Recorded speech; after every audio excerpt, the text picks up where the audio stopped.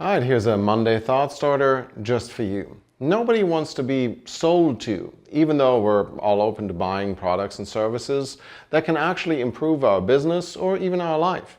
As a business owner, we of course always wanting to sell our stuff, but we usually don't like selling because we know when a salesperson comes around, we tend to be pretty abrupt because, well, they're a salesperson and they're taking up time that we didn't want to give up. And most of us don't want to be that person.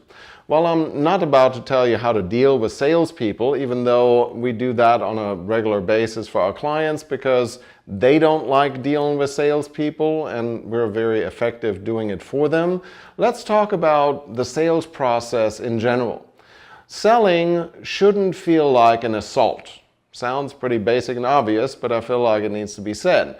I get salespeople all the time that basically call me and tell me what they can do for me without knowing the first thing about my business or the clients that we represent. You're a consultant, you need this. You represent lawyers, you can't live without that. You run Facebook ads, look at me. The old saying goes that if all you have is a hammer, every problem starts looking a lot like a nail. According to some of the messages that I get on LinkedIn, no business can survive in 2019 without using funnels, Facebook ads, Google, AI, messenger bots. I call these solutions looking for a problem because all of those are tools that solve a problem, but it would help to find out what I need first. Selling is a conversation, a building of trust and relationships. Not just mindless blasting of whatever it is you're peddling and hoping some will stick. The reason most ads have terrible open rates is because we tend to think very little about the customer perspective.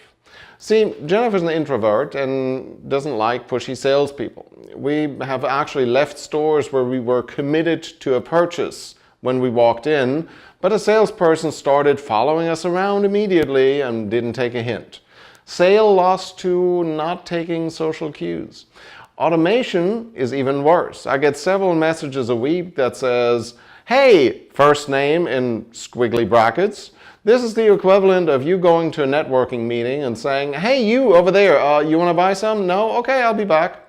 So what's better to sell? Building relationships, figuring out who needs my products and services. I'm not saying you shouldn't run ads or even try to sell your customers on what you have to offer, but doing it very targeted feels a whole lot less salesy because you're probably speaking to my needs. If you're a realtor and you're selling a home, mentioning 7 times in your video that you're open to sell my home too feels like an infomercial.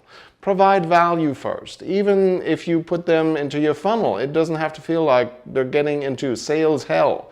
Get them curious enough to ask because ask they will. Have you ever needed something and you instantly remember that there is someone that you know in that business?